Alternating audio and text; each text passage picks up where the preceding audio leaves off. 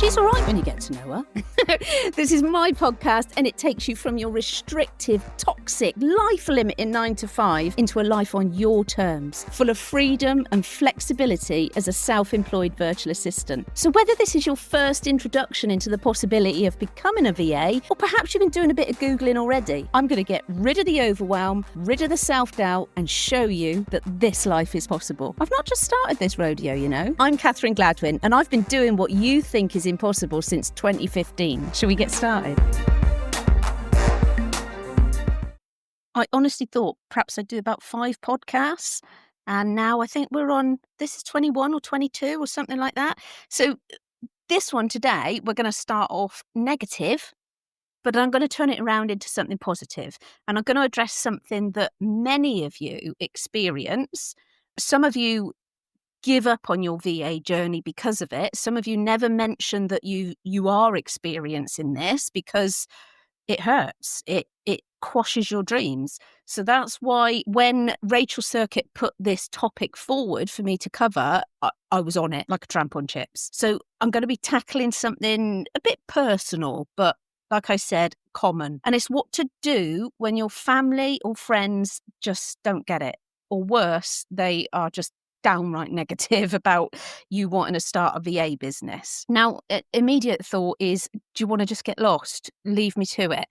But we need to understand why they're being like that. Because when you hear that negativity, it can make you forget all of the potential positives from being a virtual assistant and make you give up. Because you value your friends' input, you value your family's input. So if they're saying something negative about it, then you're going to suddenly think, do you know what? I've been blindsided, perhaps. Perhaps they're right, but not always. So we're going to address quite a few things, and hopefully I'll cover something that you perhaps have experienced or you might experience. So you might want to bookmark this one so that you can come back to it. But if you've ever felt unsupported or doubted by the people that you trust the most, then this episode's definitely for you. So I want to talk about how to protect your energy, stay focused, and succeed through it all, and not lose anybody in the process either. So I was very lucky, very privileged. I had, and I continue to have, enormous support from my partner when I set up my business. Not financially, emotionally. And so I know what it's like to have that support when you're going through something.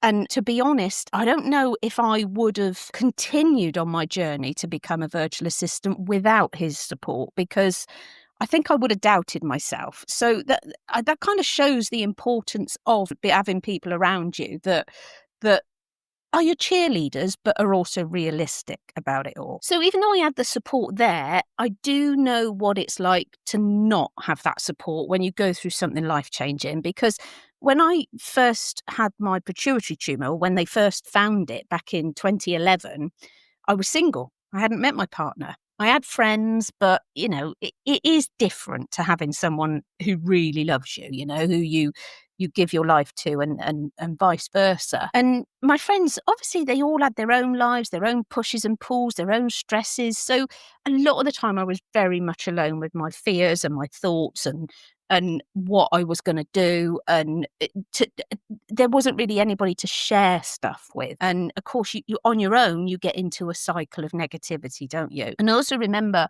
well, you can't really forget it, but after my first neurosurgery in 2012, people think that, oh, the tumour's out now, you must feel fantastic. No, I'm scared. I'm scared. I don't feel normal. I've lived with knowing that I've got this tumour and scared, and now it's gone and I can't remember how to live properly. And I remember texting someone and I said, what if it comes back? And their reply was, don't be negative. Okay, right. Yeah. It's like telling someone to calm down, isn't it? And I wasn't being negative. I was being realistic. It's come back 5 times now. So I just wanted to know how to cope, because otherwise you start going into that cycle, don't you, of your head gets full. I don't know how to cope. I don't know what to do. I'll just run away. Whereas I needed support so that I could start enjoying life again and get through it. And that's kind of what you need as well on your VA journey. So I'm going to pull on my own experiences back then to help you deal with the responses that you may start getting, the responses that make you scared, reluctant, bewildered to embark on the rest of your life in a happier place, as a virtual assistant. But I'm also going to draw on, I've been mentoring since 2018, I think. Yeah, 2018. And I've had lots of people come to me that have not had that support from their family and friends and have shared with me what negative comments they've been subjected to. And there's always a way of dealing with it and looking at it from the negative person's point of view. So this is not going to say anything nasty about the people that are being, in inverted commas, negative. By understanding how they're looking at things can help you look at things more positively. It will make sense, I promise. But there are so many reasons why family members and friends might be dubious about you becoming a virtual assistant. And I hope that, I've written some bits down to prompt me, to remind me, and some more will probably come up. So as usual, this podcast will probably be, and this bit and that bit. But yeah, first of all, let's look at why they might be dubious about you becoming a virtual assistant. When did you find out about becoming a virtual assistant? When did you find out that this term even exists?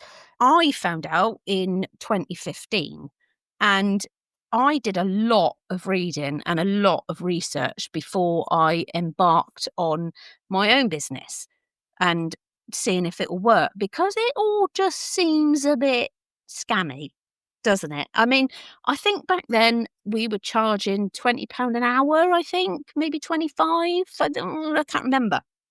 But you're like, and I was getting paid £10.43 or something an hour in my employed role. And you sit there thinking, do you know what? There ain't no way I could get double per hour. Or almost, double, over double if it was 25, by doing exactly what I'm doing here, but doing it at home. It just seems too good to be true. I'd tried other business ideas, I'd done massage courses because I thought, I'll work from home and do massage and things like that. But that didn't work out. I think I mentioned in another podcast, I had a dog that just kept bloody barking. But and then I started getting weird phone calls as well. Is it all right if you're naked when you do the massage? Is it all right if you fuck off? But back to what we're talking about. When I was doing my teacher training, we were taught to step back and remember the day before we learnt what we're now imparting. And that's where you have to imagine the delegates, the students are at. And it stops you feeling like you're teaching somebody to suck eggs, that old thing. And it helps you understand that people haven't got all of the knowledge that you've got. So if you've been researching becoming a virtual assistant for a long time, you've listened to all these podcasts, you've read all my blogs, things like that, you are so much more ahead than that family member that's only just heard about a virtual assistant. So if you imagine you're going up to this family member that's worked as a 9 till 5, let's imagine them. Her name's Janet. She is a doctor's receptionist, and she was a dental nurse before that until she was about 23. She's now 48 and she's a doctor's receptionist. That's how her career has gone. She took a year out for some varicose veins, but she don't like talking about that. But yeah, so Janet's always done that. And you're now telling her, Janet, I'm going to work from home. I'm only going to do stuff I enjoy. And I'm going to work the hours I need to. In fact, I probably only need to work 4 or 5 hours a day. And you know what? I'll be charging at least £30 an hour. In fact, the average now, following the Society of Virtual Assistants questionnaire survey of 2025, the average is actually £34 an hour. Janet's going to be like, did I tell you about my varicose veins?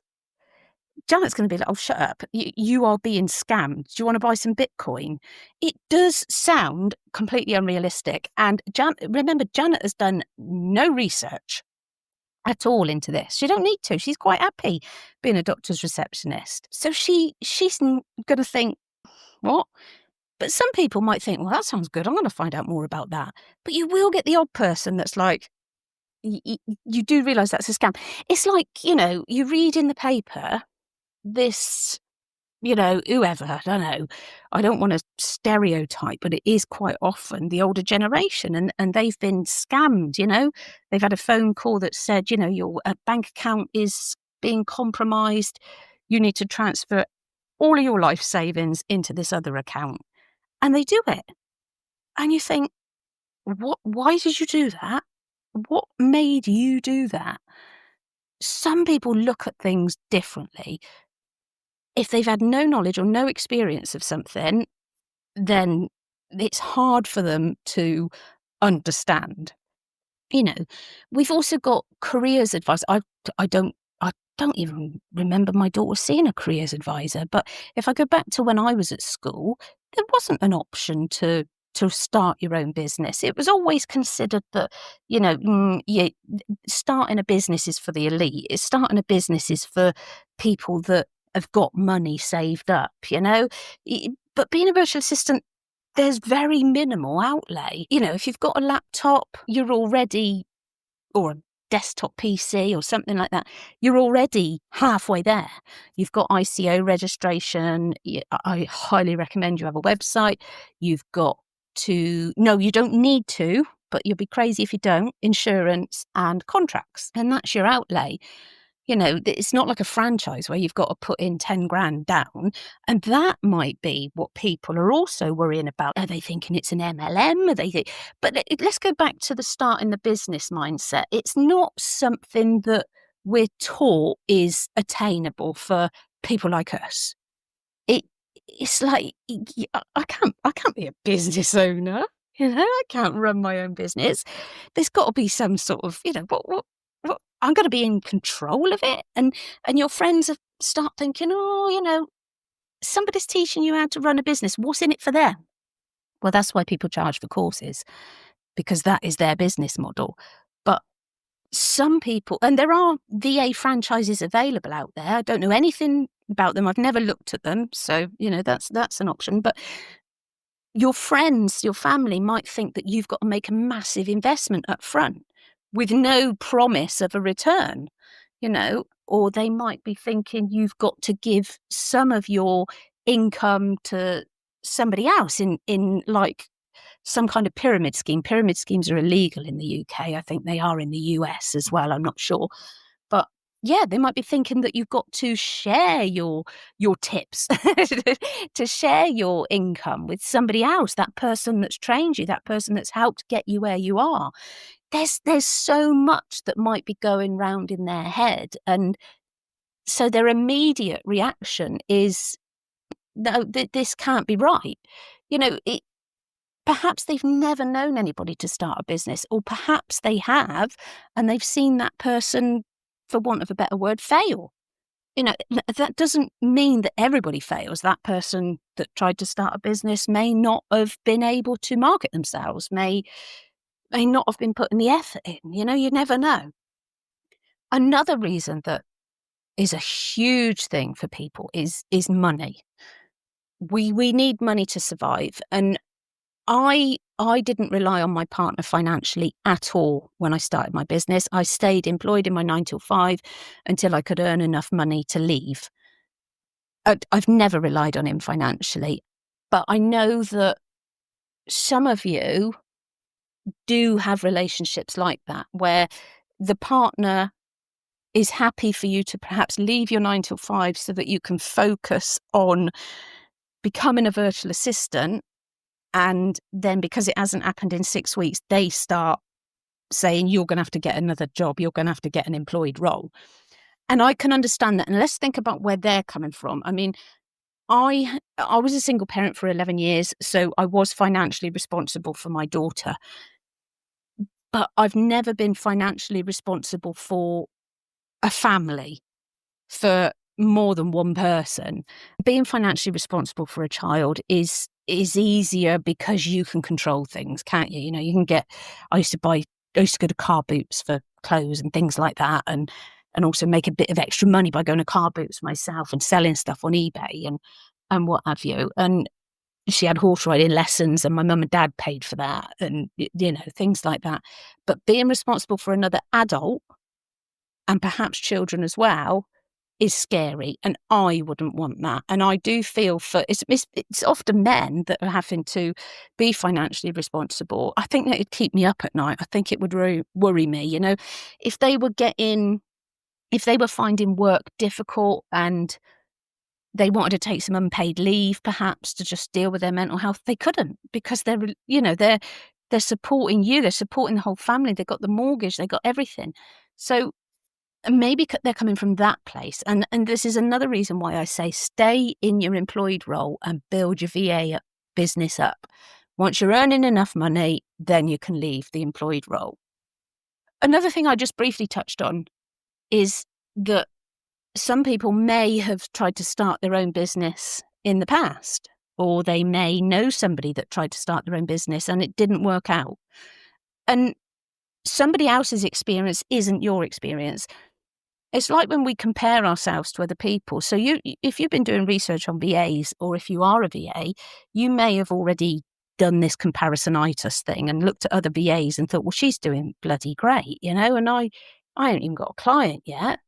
But what you're not seeing is perhaps she had lots of contacts beforehand that run small businesses, and she just contacted them at the right time. I remember contacting a wheelwright when I first started, and he said, oh my God, your email couldn't have come at a better time. This weekend, I was thinking that I need some help with my business.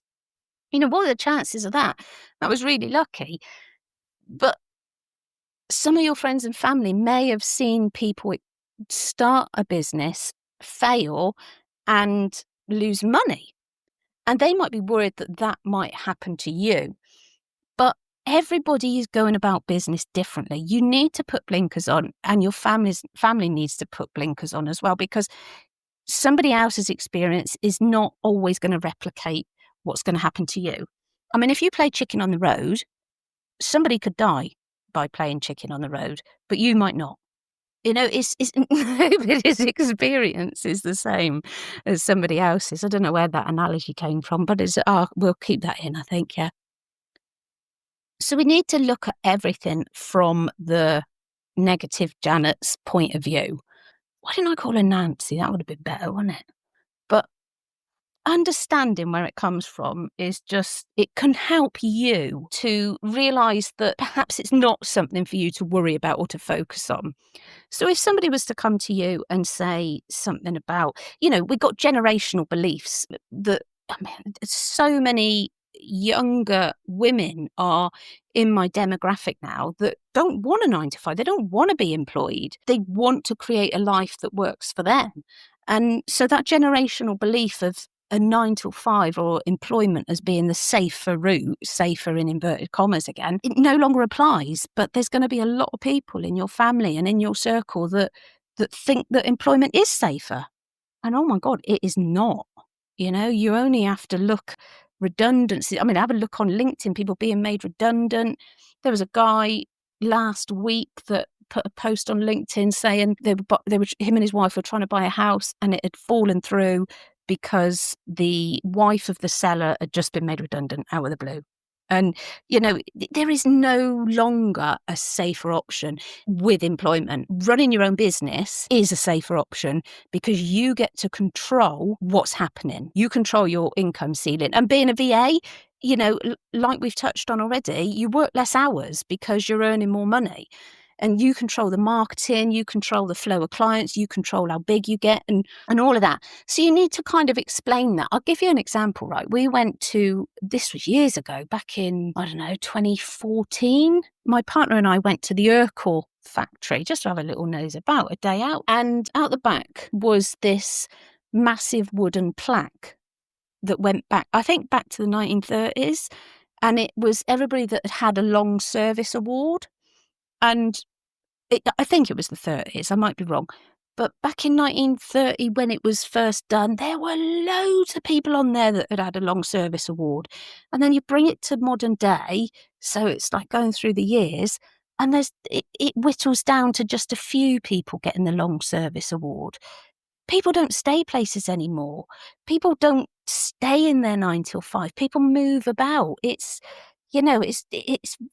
up and down all the time because people need to find happiness. They need that change all the time. So often we just no longer want to do stuff for money.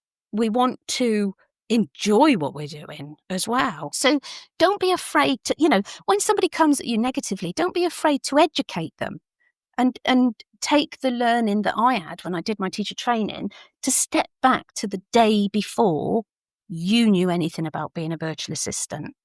Explain to them, say, so what is your real worry about it? And then you can address that. If you've not got an answer straight away, what a few people do is they come into my Facebook group for VAs. It's a free Facebook group, and they share it in there. And we'll help you find an answer to give to that family member and to get you back on the positive track again. Because there really isn't any negatives to this. You can sell anything to anybody with constant marketing to a relevant, ever-growing audience. You will sell stuff. So let's just think about a few things. You don't actually need validation from anybody. Your business dreams don't need anybody's approval but your own. If you're embarking on this for an easier life, for a happier, healthier, and often wealthier working life, then you don't need anybody else's validation. It is possible. It is more than possible. I've recently put some case studies on my website from people that have been in business longer than 12 months who bought my VA starter guide just to prove that it is possible. And there's people all over the place.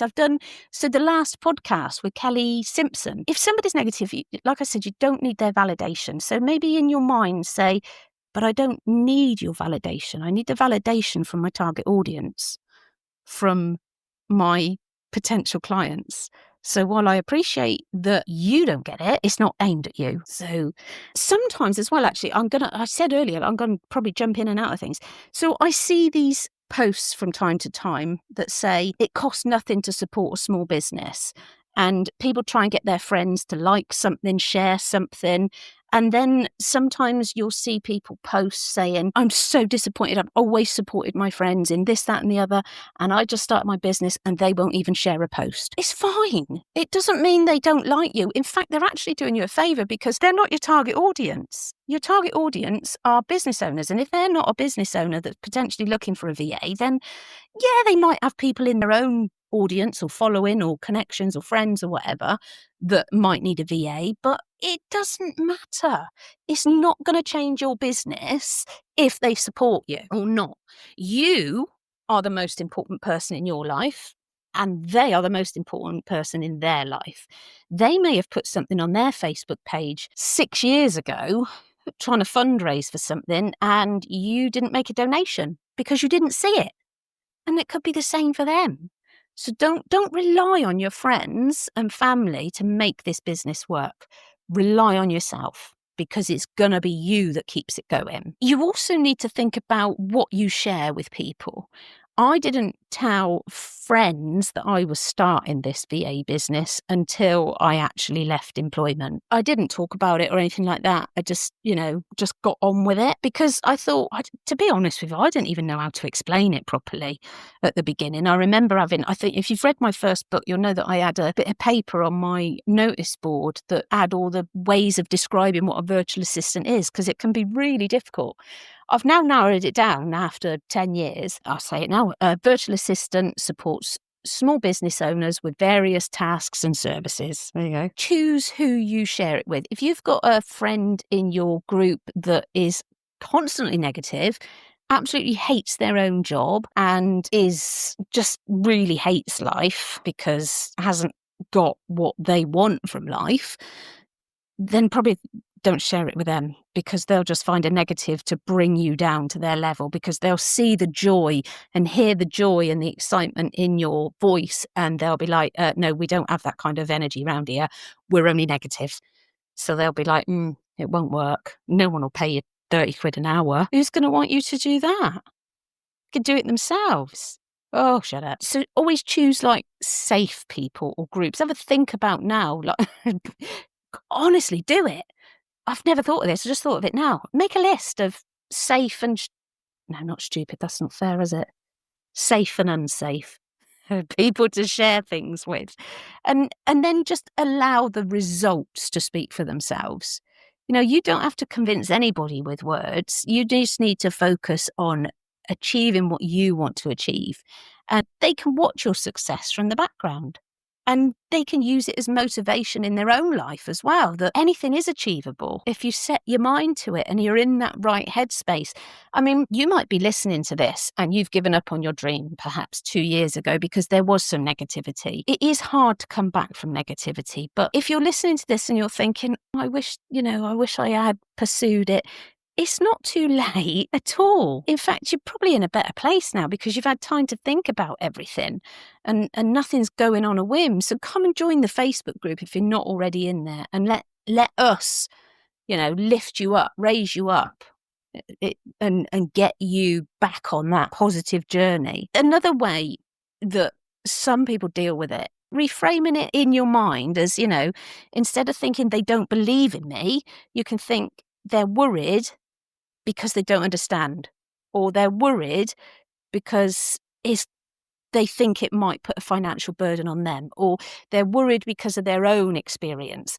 And you never know what somebody has experienced in their life. You really haven't. Or even if they're your twin, they may have had a conversation at work with somebody just yesterday about how a relative had a failed business, and now today you're talking to them about starting a business, and immediately they want to pre-warn you about something that could go wrong. You also need to kind of practice how to shut these people down. So you can explain things. So one thing I have learned being in business and having to spend so much time on social media is that some people, thoughts, their processes, their minds, their mindset can always be changed because their beliefs go way back and you can't change their mind. So, sometimes it's better to just nod if you come across somebody that is not going to change their mindset. And you can just say something about, do you know what? I value your thoughts on that, but let's talk about something else. Just avoid trying to educate someone who's just committed to misunderstanding everything. You see it, don't you, online sometimes. Somebody posts a video of them kicking. Here's an example, right? Dad kicks a football, hits the kid on the head.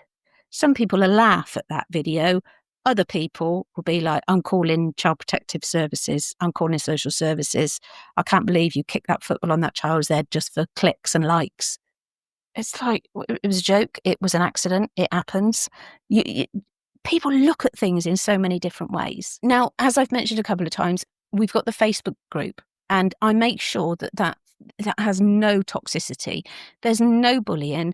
There's nobody in there saying, yeah, you'll never do this, or no, you're I don't know. I can't even think of anything because we never allow anything like that to be said. If it is ever said, the person's kicked out. But you do need a support network on this journey. You really do, because it stops you from becoming negative. It helps you find answers to your concerns and your worries or anything that might come up later on. So do join my Facebook group if you're not already in there. If you are in there and you've lost track of it, then turn the notifications back on again and allow the people in there to become your business family, if you like. It really is so important to have people that understand and people that support you, and just kind of limit, you'll get used to it, limit what you're saying to those that don't get it, and then you can talk to them about it in more detail once you've got the success that you're dreaming of. Now, I do hope that helped. What I want to say is this is possible, and remember, you don't need everyone to believe in this. You just need to believe in it enough to keep going. It doesn't happen overnight. That's impossible. You're not going to be making 10K a month in 6 weeks. Absolutely not. Impossible. But you are going to find small business owners that will pay a minimum of £30 an hour for you to do tasks and services that they either can't, won't, or shouldn't be doing. So let your results speak for yourself and make sure that mindset stays on track. And I look forward to welcoming you into the Facebook group. Now, before I go into the outro, If you've got a topic that you'd like me to cover, then please feel free to email me, podcast@catherinegladwyn.co.uk, and I'll see what I can do. A shout out to Rachel Circuit, virtual assistant, for putting this topic forward. Now, go and have a good day. If you're ready to reclaim your independence, then subscribe to this podcast because there is so much I'm going to give you. You've got to subscribe on your favourite channel, it says. What channel? I ain't going to be on the BBC, am I?